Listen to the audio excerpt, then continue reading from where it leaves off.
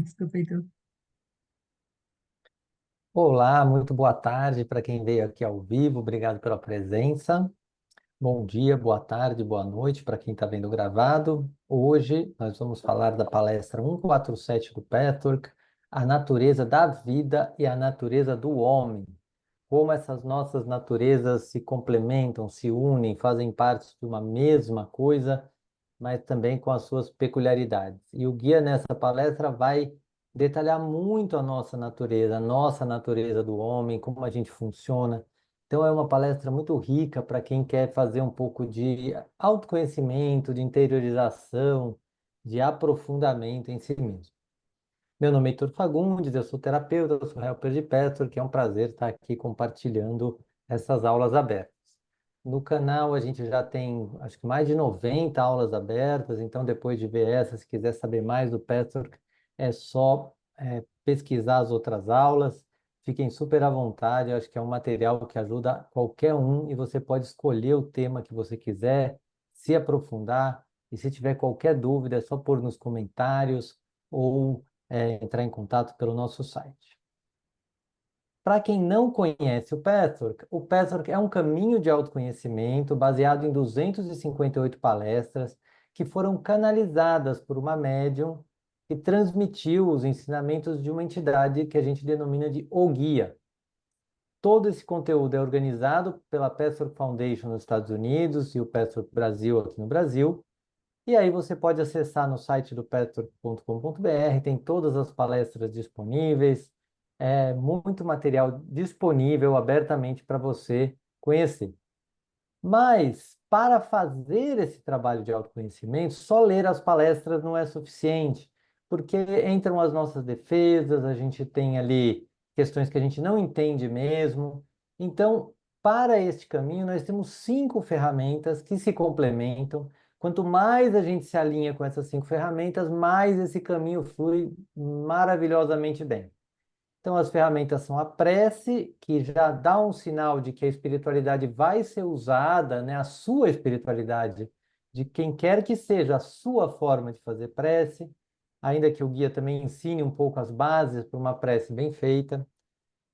A meditação, que é uma ferramenta poderosíssima, que também o guia dá instruções de como fazer, mas que hoje em dia se fala muito mais, né? Graças a Deus, sobre o poder que a meditação tem para nos ajudar a saber mais verdades sobre nós mesmos.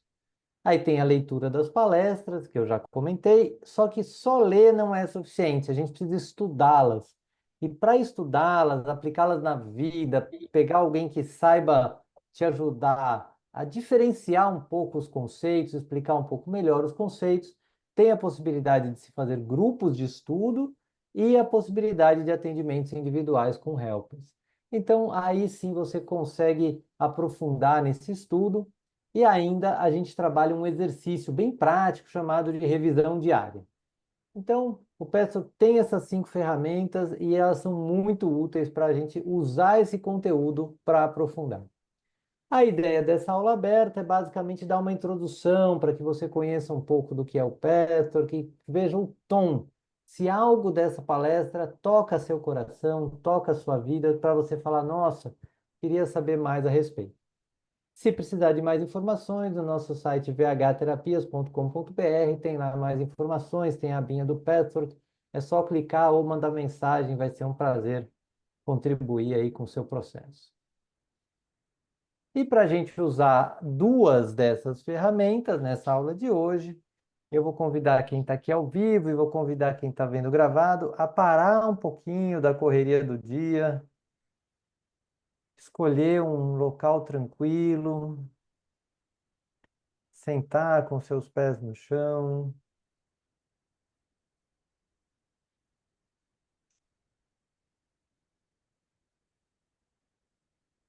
as palmas das mãos voltadas para cima. E antes da gente meditar, fazer a sua prece pessoal, como você achar melhor.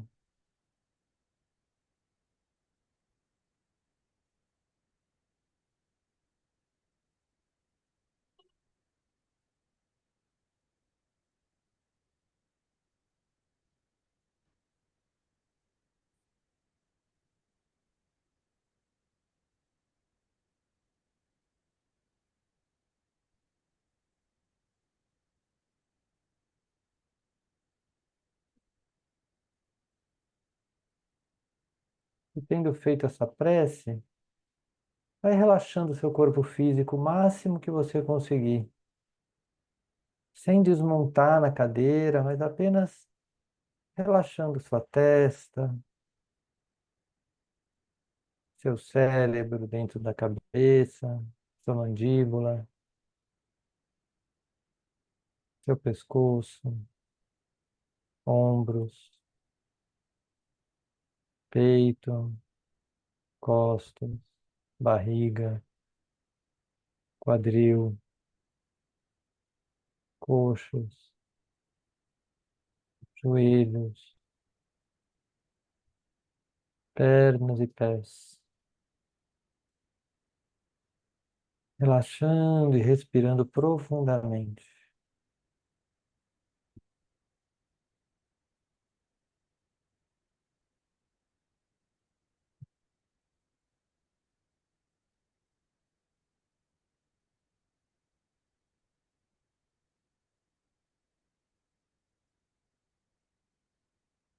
E assim vá pedindo ajuda espiritual para que você possa estar sem máscaras aqui nessa aula,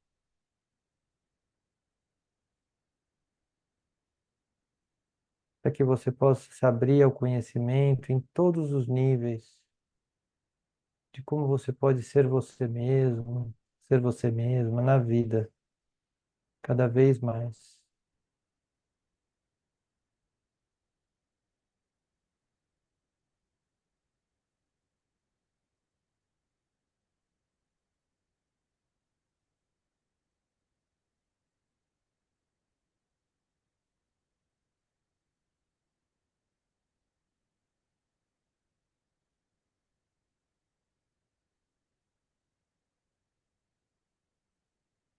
E nesse estado, vá se abrindo para as primeiras palavras do guia nessa palestra. Saudações, caríssimos amigos. Que esta palestra possa ser uma ajuda e uma inspiração para cada um de vocês. Hoje eu gostaria de enfatizar particularmente a relação entre a natureza da vida e a natureza do homem.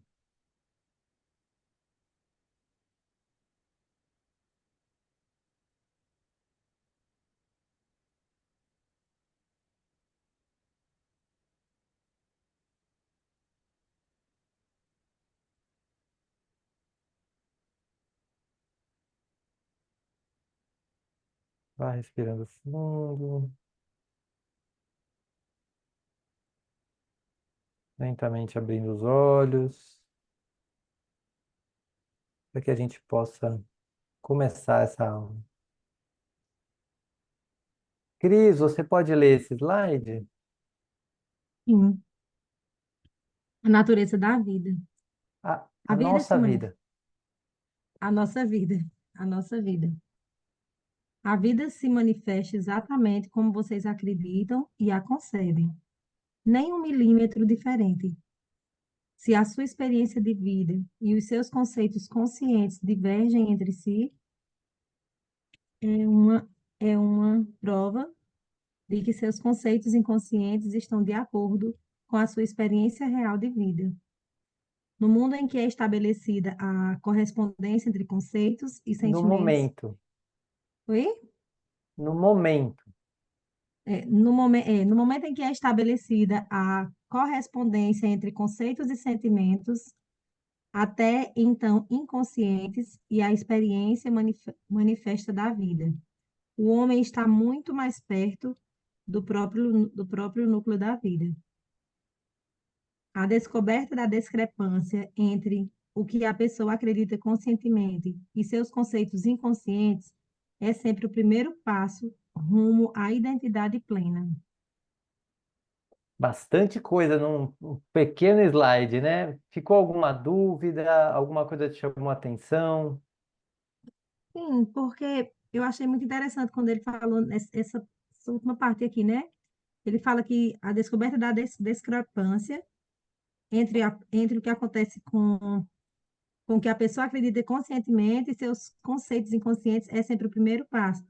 Ah, ou seja, é preciso olhar para isso, né? Que existe essa diferença do que é consciente e do que não é inconsciente. Que existe É, isso, existe uma diferença grande. e onde a gente vai perceber isso? Quando a gente quer algo, por exemplo, pensa algo que você quer, mas a sua vida não manifesta aquilo. Então, tem alguma coisa que você quer, mas se não está manifestando, existe algo no seu inconsciente que não quer aquilo, que prefere de outra forma. E se não está manifesto, no momento, esse lugar inconsciente está ganhando a briga, vamos dizer assim, né? Porque não está Sim, manifestando. Só de você descobrir isso já é um primeiro passo. Fala assim, nossa, eu quero uma coisa, não estou manifestando, o que é então tem algo no meu inconsciente bloqueando isso. O outro passo, e é um passo bem mais difícil de dar, é o que é no meu inconsciente. O que é que existe dentro de mim que vai contra esse lugar que poderia, que a minha mente consciente diz que estaria melhor. Não é fácil achar isso no inconsciente, mas é para isso que a meditação, a prece, esse estudo vai ajudar. Porque no momento em que a gente conecta as duas coisas, entre os sentimentos até então inconscientes e a experiência manifesta de vida, a gente começa a chegar mais próximo do nosso núcleo. É como se o nosso inconsciente levantasse a mão e falasse: Ó, eu estou aqui. Você não está conseguindo isso na vida? Tem algo aqui que você não viu ainda. Eu quero que você veja. Aí, quando você vê, você passa a se conhecer melhor e conhecer melhor a vida. Fica mais fácil daí começar a mudar o que quer que seja fora através da mudança dentro. Ficou mais claro? ficou sim, com certeza. Eu vou ler o próximo slide. Os limites. Quando a pessoa está convencida de que a vida é uma determinada coisa, a vida acaba se transformando naquela coisa.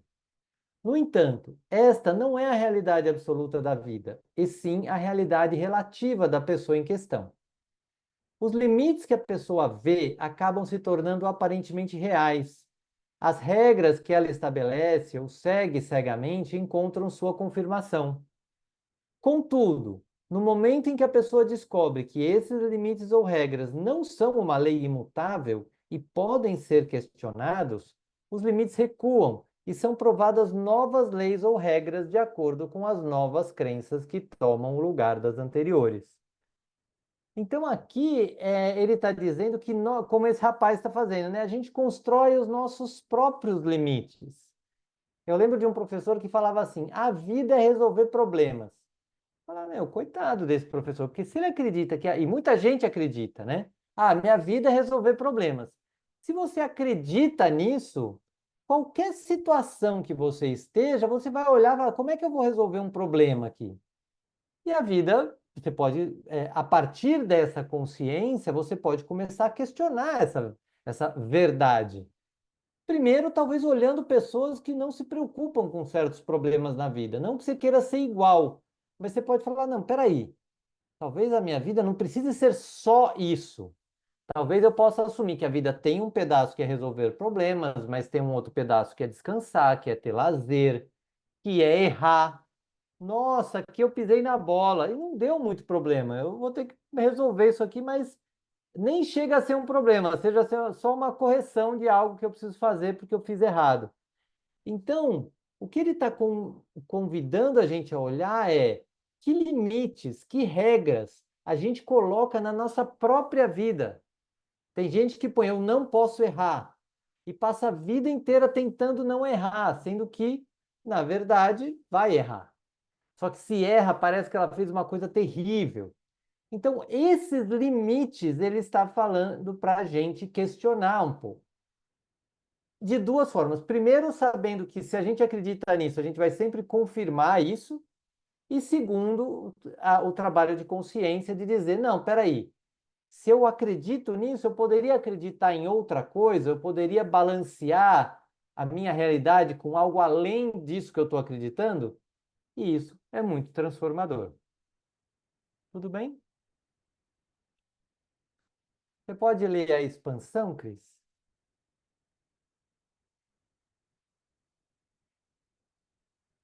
Você está no mudo. A expansão. A consciência humana é incapaz de conceber as possibilidades que existem de bem, de expansão, de desenvolvimento e de prazer. Quando o homem está sofrendo, está descontente, passando por uma tensão interior, a razão fundamental é sempre que, no fundo, ele sente que sua expansão poderia ser maior do que é. E ele busca e procura. E muitas vezes, sua busca e procura está na direção errada. É possível ampliar o horizonte da experiência da vida de acordo com os potenciais de cada um que segue este caminho, para que a sua vida se torne mais rica e mais plena. Para que isso seja possível, os sentimentos precisam estar ativos. Uhum. Vivos. O que que te vem, Cris? Já me chamou a atenção esse primeiro parágrafo, né? E a consciência humana é incapaz de conceber as possibilidades que existem, ou seja, é muito amplo, né? É algo que a gente não tem dimensão. Sim. Me traz esperança, muita esperança. Ah, que bom. É, eu gosto daquela imagem, né? A palestra um do Pessoa que fala sobre a vida como um barco, né? Então, a nossa vida é um barco. E o oceano são as possibilidades. A gente tem, a nossa consciência não consegue ver além do horizonte, né? Mas existe oceano depois do horizonte. Então, primeira coisa, em qualquer situação que a gente tiver, a gente pode parar e falar assim: não, peraí, eu estou vendo as possibilidades A, B, C e D, mas existem outras que eu não estou vendo. Só de falar isso já dá uma abertura para você começar a refletir sobre novas possibilidades. Então, isso é uma coisa que cada um pode refletir na sua vida, de que, peraí, será que eu estou vendo todas as possibilidades que eu posso fazer? E aí vem uma coisa interessante, que ele fala que normalmente quando a gente fala de novas possibilidades, a gente começa essa busca, porque a gente está incomodado com algo na vida, mas começa essa busca na direção errada muitas vezes. Porque a gente pode fazer uma busca de novas experiências para fora, mas a gente também pode, pouca gente pensa em fazer novas experiências para dentro, meditações mais profundas, estudos mais profundos de nós mesmos. E fala, não, eu tenho que resolver fora, eu tenho que resolver lá no meu trabalho, no meu relacionamento.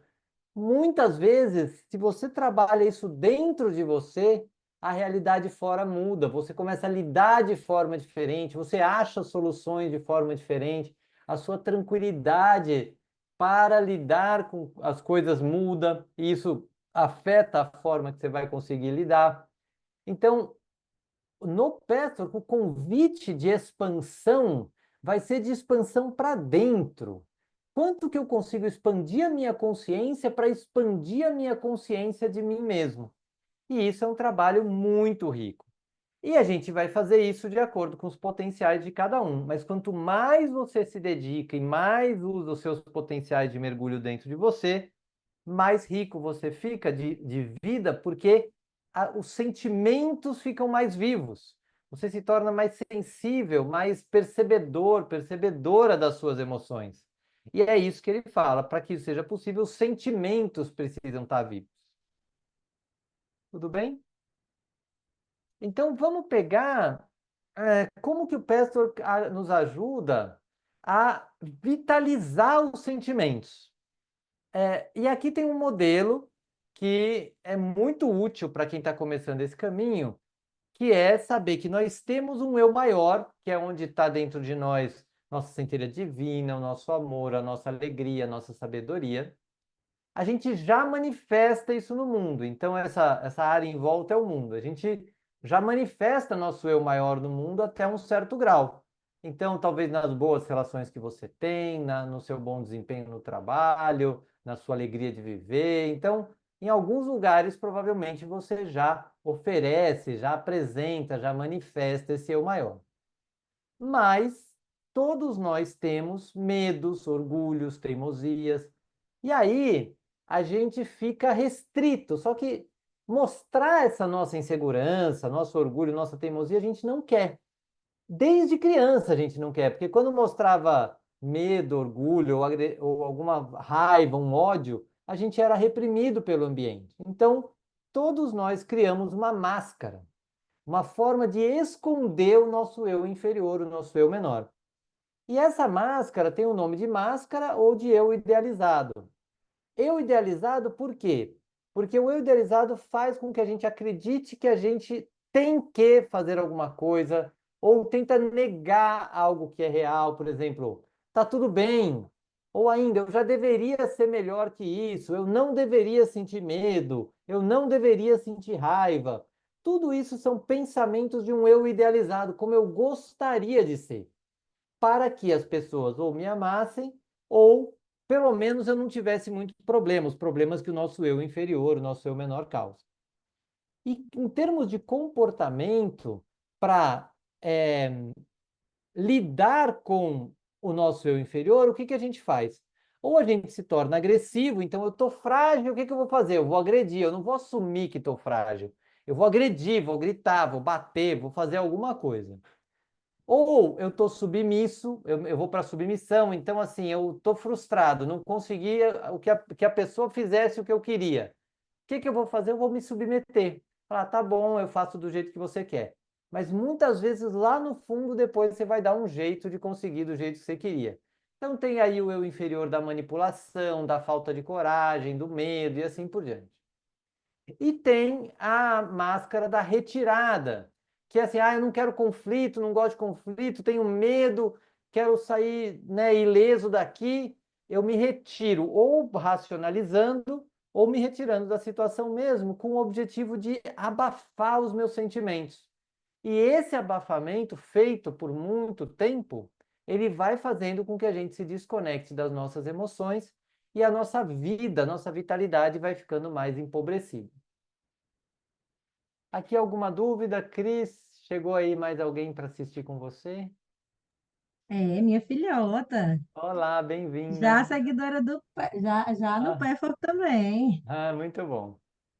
Então, vocês podem. Ah, e o que a gente vai fazer no Petro? Que a gente vai lentamente desconstruindo, dissolvendo essa máscara, não de uma vez assim, mas passo a passo, vai encarando o nosso eu menor, aqui a gente já ganha vitalidade, a gente já começa a ver uma energia real, ainda que destrutiva. E com isso a gente vai aumentando, a gente vai vendo a destrutividade e lentamente aumentando o nosso eu maior. E aí, Cris, você pode ler? Amortecendo a vida. Depois que essa primeira camada superficial é removida, muitas vezes aparece uma tristeza por causa da falta de sentimentos verdadeiros.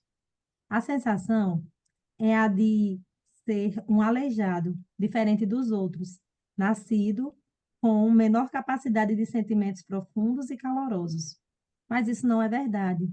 A verdade é que sempre existe um nível ainda mais oculto no qual o processo de amortecimento é instalado de maneira muito mais propositada. O amortecimento propositado ocorre porque o homem acredita que a vida é sua inimiga, de modo que suas tentativas de exteriorizar-se teria como consequência o profundo envolvimento dele com essa temida inimiga, a vida.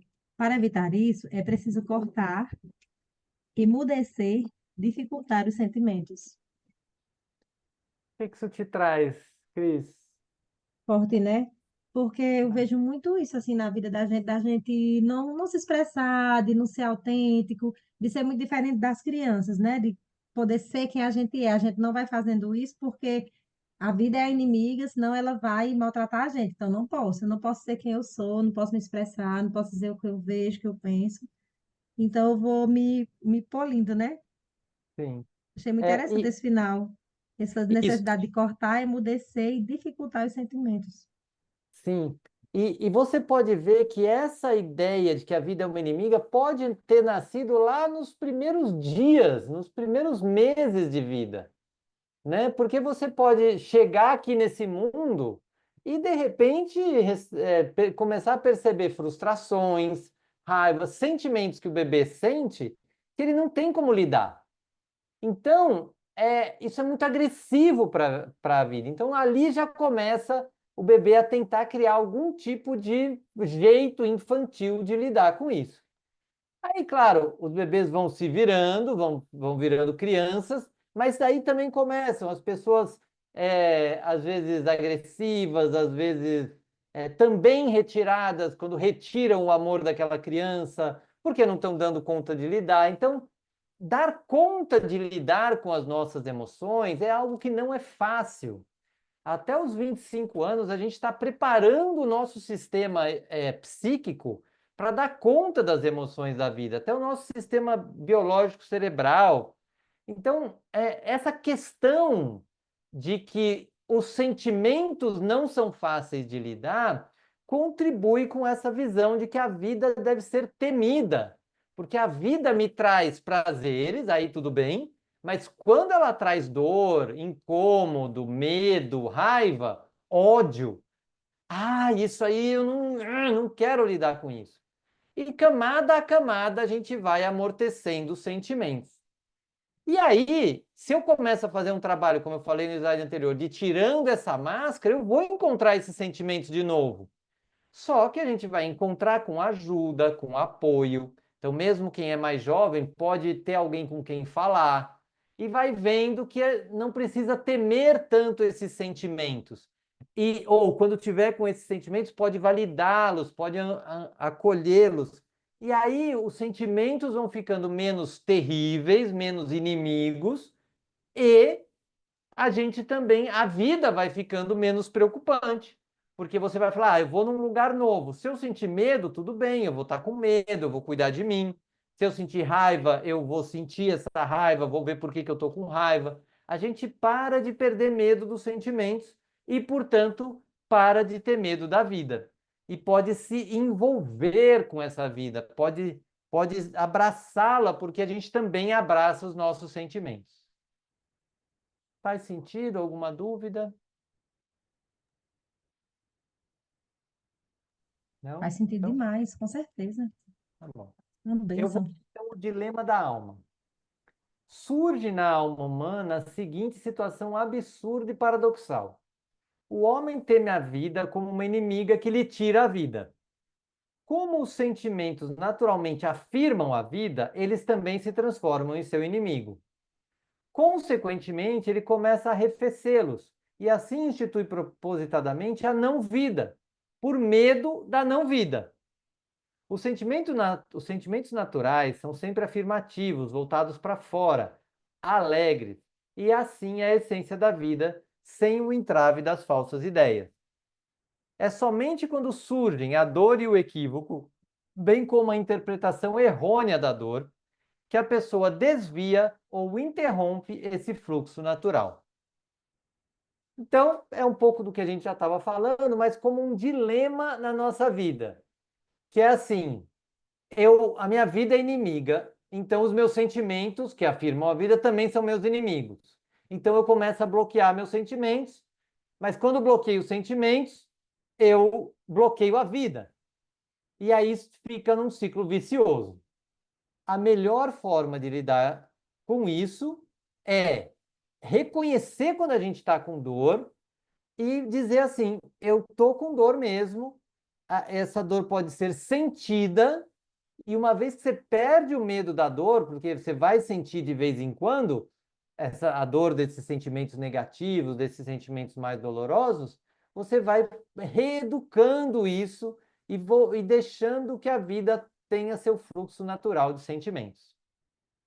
Então, essa é a ideia básica aqui, mas ele está ressaltando que a gente tem um dilema na nossa alma a respeito disso, da vida e dos sentimentos. Por isso, a natureza emocional do homem e a natureza da vida. É onde ele começa a juntar essas duas coisas. Aqui alguma dúvida? Não? Você pode ler então, Cris, sobre o autoconhecimento?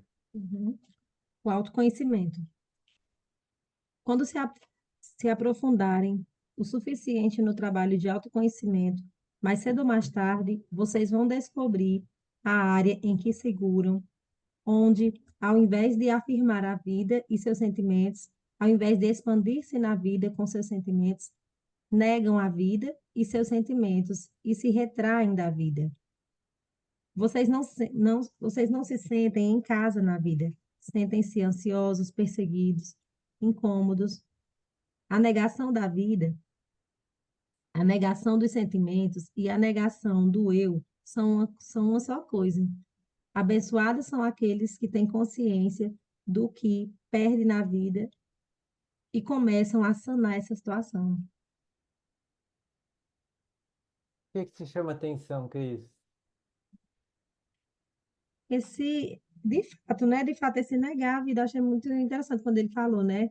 Tipo assim, é, quando isso na vida, negam a vida, negam seus sentimentos e retraem a vida. Ou seja, Uhum. me vem que a vida é sentir.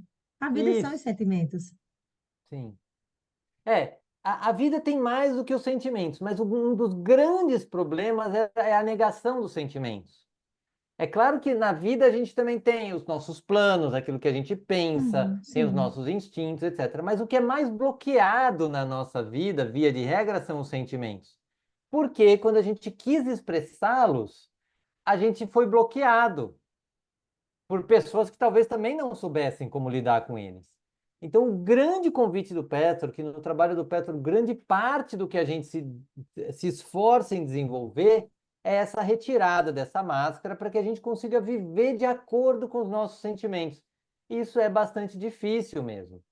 Então, é aqui que a gente começa esse processo, e o grande ganho desse processo de autoconhecimento em relação aos sentimentos é a potencialização da vida. É assim, nossa, então agora minha vida eu tenho medo, mas eu tenho alegria, eu tenho amor, eu tenho raiva, eu tenho ódio, eu tenho prazer, e tudo isso começa a fazer parte. E a gente começa a dar conta dessa vida do jeito que ela é. Então, esse é um grande chamado que o Pastor vai fazer de novo e de novo. Vamos conhecer os nossos sentimentos, sejam eles bons, sejam eles ruins, agradáveis ou desagradáveis, conhecê-los dentro de nós. Até porque tem pessoas, por exemplo, que têm mais sentimentos de raiva ocultos, outros mais sentimentos de tristeza, outros mais sentimentos até de alegria ocultos. Então, tem muitos sentimentos ocultos aí que ficaram ocultos desde a infância, que dentro de um trabalho de autoconhecimento a gente pode começar a se aprofundar. Tudo bem? Sim, sim. E aí, uma coisa que ele dá um recado, que é sobre os falsos sentimentos, que é para evitar enxergar a negação do eu, dos sentimentos e da vida, o homem produz um falso eu e, portanto, uma falsa vida. São criados falsos sentimentos, porque nada é tão assustador quanto o entorpecimento. Os sentimentos fabricados são sempre problemáticos e perturbadores.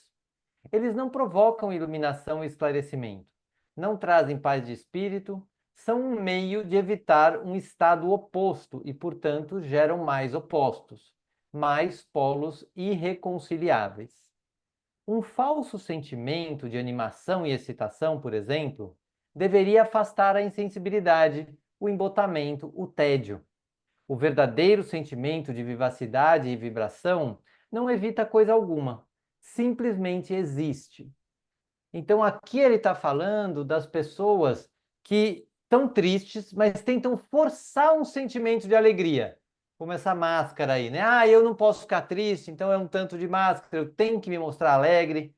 Mas também, às vezes, é a tentativa de criar um sentimento alegre para fugir de uma tristeza real, de algo desagradável. Por exemplo, tédio. Tédio é muito difícil de lidar. Então, ao invés de eu notar, eu estou com tédio, nossa, que coisa chata, e conhecer o nosso próprio tédio, a gente vai criar uma situação, ah, mas eu estou melhor que tanta gente, eu devia ficar feliz, eu vou fazer alguma coisa para me distrair, e perde a chance de realmente ancorar e reconhecer aquele sentimento de tédio, de raiva e de ódio que está ali presente. Porque quando você faz isso, você passa a conhecer mais da vida, que a vida tem momentos de muita alegria, de vivacidade, de vibração, e a vida tem momentos de tédio, de tristeza, de luto, de raiva. Tem os dois. e uma parte nossa gostaria que a vida fosse tipo só boa. Ou ela é só boa ou ela é só ruim. Tem gente que vai mais para o só boa, tem gente que vai mais para o só ruim. E a verdade é que a vida tem momentos de emoções maravilhosas, de vivacidade, de vibração, e tem momentos de tédio, raiva e luto. A vida tem os dois. E nesse trabalho, o que que a gente vai saber fazer? Ah, agora eu estou na tristeza, eu estou triste por causa daquilo, fico triste um pouco, mas a vida não é só isso. Aí eu vou, de repente, ter alguém me chama para fazer uma coisa que eu gosto muito. Aí eu fico genuinamente alegre. E nessa alegria genuína, eu vivo essa alegria um pouco também. Depois, vou cair em uma outra situação que me frustra, eu vivo a frustração. Então, tudo isso pode ser vivido de várias formas, mas não precisa ser tampado nem mesmo com falsos sentimentos. Tudo Heitor, bem? Oi, fala, Cris. e a gente só sabe o que é a colheita de um plantio desse, né? Dos falsos sentimentos, de todo um embotoamento lá na frente. Tipo assim, quando você assim, infelizmente o resultado é muito complicado. Na Desse negar verdade, desses Cris, sentimentos. se você começar a observar os comportamentos da máscara dia a dia, que por isso tem o exercício da revisão diária, você começa a ver que viver nos falsos sentimentos causa efeito diariamente. Em relações que não dão certo, em brigas que podiam ser evitadas, em sobrecargas que a pessoa se sobrecarrega pela submissão. Se parar para olhar, todo dia tem um efeito de ter ficado na máscara. Mas Se o a gente. acúmulo em si, aí é que é devastador. Oi? O acúmulo, o acúmulo. Exato. Mas por que que acumula? Porque a gente não olha, aí não olha, aí não olha, aí não olha, aí não olha. Uma hora essa dor vai ficar tão grande que você vai ser forçado a olhar. Agora, se todo dia você olha um pouquinho, fala, nossa, agora eu senti uma frustração que eu ocultei, que falei, não, tá tudo bem. Ai, aqui eu mascarei essa outra situação, eu estava com raiva, mas falei que estava tudo bem. Se você começa a fazer isso uma vez por dia, com uma coisa que seja, você começa a mascarar menos. E aí você gradativamente vai aprendendo a viver os sentimentos reais. E não é jogar a raiva no outro, é reconhecer que está com raiva e que o outro não tem nada a ver com isso, provavelmente. O tamanho daquela raiva tem mais a ver com a sua história e com o seu processo. Por isso que não dá para fazer isso sozinho, porque você iria, por exemplo, anotar seus sentimentos, mas provavelmente sua mente ia dar uma volta para você realmente não mergulhar neles. E por isso que precisa de ajuda. Ficou claro de que dia a dia isso tem efeito, não é só lá na frente, é que às vezes a gente vai acumulando. Sim. Então, o guia fala de uma prisão. Qual que é a prisão? Os falsos sentimentos começam a envolver a pessoa e a enredá-la tão fortemente que, embora tudo não passe de uma invenção, a pessoa não consegue sair. Vamos dizer que o sentimento seja medo ou raiva. Esses sentimentos parecem manter a psique viva, por assim dizer. Não é a vida real, mas parece melhor que o amortecimento. Então, isso aqui, ele também está trazendo um alerta, primeiro que a máscara é uma prisão, porque eu vivo no tem que, eu não posso sentir, eu não posso falar, tem que ser perfeito. Então, isso já é uma prisão. Mas também existe aquelas pessoas que começam a inventar sentimentos de medo e de raiva. Então, por exemplo, ela fica assim: ah, eu tô com medo. Ah, eu tô com medo. Se parar para pensar mesmo, ela não está verdadeiramente com medo. Ela está até tranquila, está em paz, mas ela fica dizendo: eu tô com medo, eu tô com raiva, eu tô com medo. Por quê? Porque dizer isso parece que já é um alívio. É como se o coração já se acelerasse um pouquinho, né? Só de dizer eu tô com medo, o meu sistema já entra num estado de medo. Ah, eu tô com raiva, meu sistema já entra num estado de raiva. isso, e por que fazer isso? Porque daí parece que eu tô vivo. Fala assim, se eu tô sentindo medo, mas aquele medo e aquela raiva não são reais, não tem nada causando medo na pessoa. Então, esse é um cuidado que a gente tem que fazer também para não ficar criando com a nossa mente sentimentos para se manter vivo, para se acreditar estar vivo. E isso é uma chave muito importante que a gente faz do nosso autotrabalho e que é um alerta que todo mundo deve ter, principalmente para quem já começou a fazer revisão diária, ver se você não está inventando sentimentos. Alguma dúvida? Eu adorei essa última aí, viu?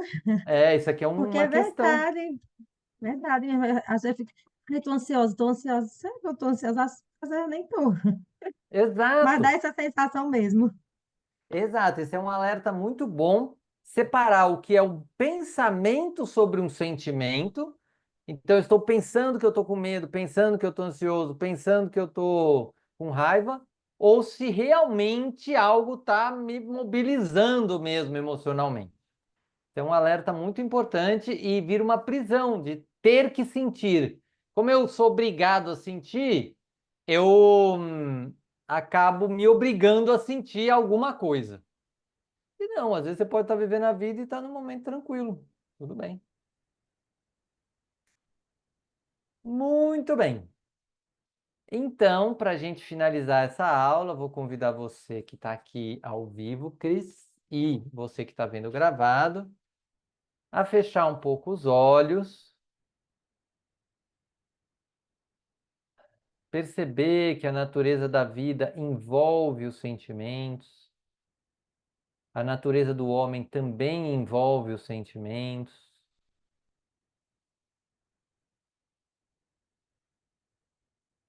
Vai sentindo a presença do guia, do Petro nessa aula.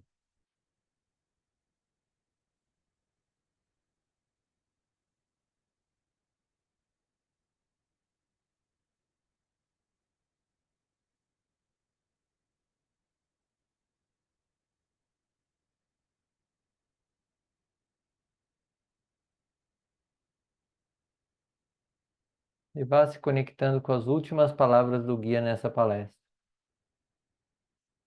Que esta palestra lhes dê um novo incentivo para ver o que é essencial. E o que é essencial é ver a sua não vida, pois então, e somente então, poderão ficar vivos. Ver o não sentimento, pois então, e somente então, os seus sentimentos reais poderão se manifestar. Fiquem em paz, meus amigos. Fiquem com Deus.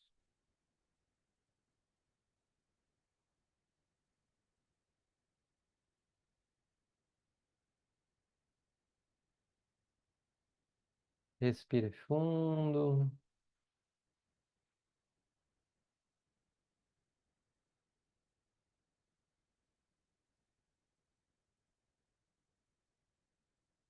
Vá se preparando para abrir os olhos.